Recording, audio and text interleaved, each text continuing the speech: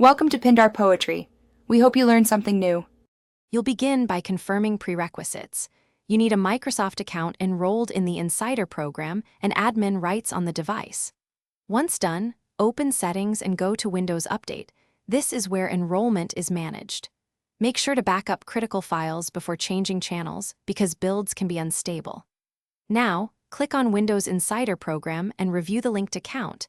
If it's not the right one, sign out and add the correct account. Then proceed to the enrollment controls shown on screen. Once you're in the Windows Insider program pane, choose the option to stop getting preview builds. This begins the exit flow. You'll see choices. Keep receiving release preview or leave completely. Pick leave if you want stable public releases.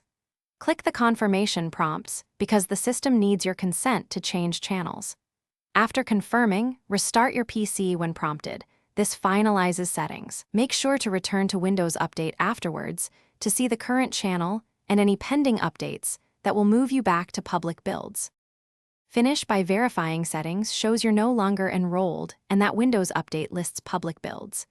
If the system still offers insider builds, sign out of the enrolled Microsoft account and remove it, then reboot. That forces policy refresh.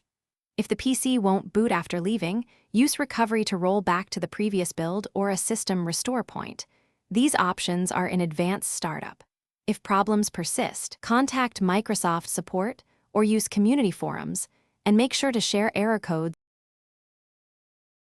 Thanks for watching. Consider subscribing if we helped you.